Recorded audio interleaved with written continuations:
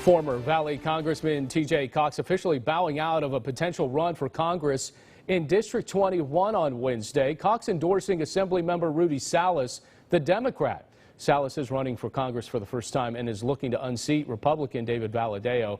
Cox defeated Valadao in 2018 by just a few hundred votes, as it was the last congressional race to be decided at that time. Then in 2020, Valadao won the seat back from Cox. So Cox releasing this statement, reading in part, quote, "There's no question that Rudy gives us our best shot of flipping a seat from red to blue here in the Valley." So let's bring our panel back in for round two. Pam Whalen, Eulalio Gomez. So Pam, this falls into redistricting once again, except this time on the congressional side of things. And you heard the congressman saying now it's all blue. So it's a lot different maybe than what we see on the county line. Does this bode well for Rudy Salas, you think? I'm not completely informed about how the lines are. My understanding is they are not settled yet. We have a lot of concerns about them. So I don't, and I to tell you the truth, I haven't been focusing on that much, but I do want to let people know that we are, the Dolores Huerta Foundation, and many, many community groups are going to be having a march in Fresno. It's going to be on December 4th. We're going to meet at the Art de Americas at 11 a.m. and march to the county courthouse.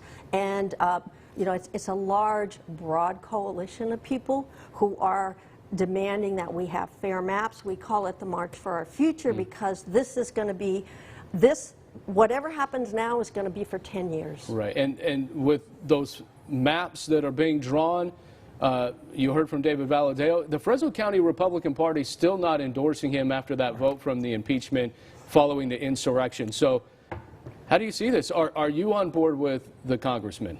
I haven't vetted him properly, but I know there's Republicans that have issue with him. But as Cox says, it's blue, but I think we're feeling blue in California. We're feeling the taxes, we're feeling the water and the issues that come from Washington, D.C. We definitely don't need another Democrat in Washington, D.C. So I hope the Republican Party considers Mr. Valadao, and our group, a Republican National Hispanic Assembly, also considers them and try to keep that seat with Republican values. We can't afford Democrats anymore in California. I want to finish with this because we're all seeing this at the pump. All of us. Gas prices, they're skyrocketing. And this week, Governor Newsom did say at the ports that, this is a chance for us to get away from fossil fuels, meaning this is a chance for us to get more solar, more electric, and to get away from gas. And I'm wondering, does that help everyday people? Because those cars are so unaffordable at this point in time. Does that mean we can't afford what's happening in California right now at the pump?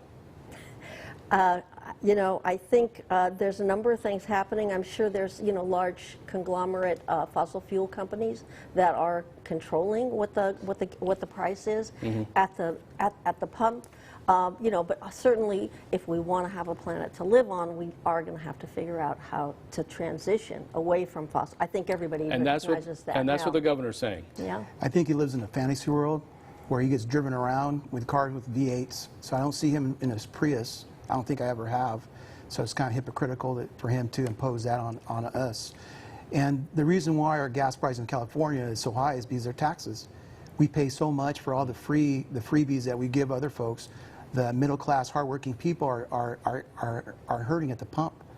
And I just think that it's enough. California has had enough. And I always tell people, the experience will teach you. And hopefully Californians are experiencing something, and hopefully they vote accordingly in the next cycle. Well, the maps, the gas prices, it all seems to be coming together for a big midterm 2022. By the way, Pam has a Prius, right? I have a Prius. That's right. I have a Prius, and since the pandemic, I have not had to drive to work because I work from home. So someone saying I drive a V8 5.7 truck, and I'm proud of it. Eulalio, Pam, thank you so much. Thank you so much. Thank you. Appreciate it.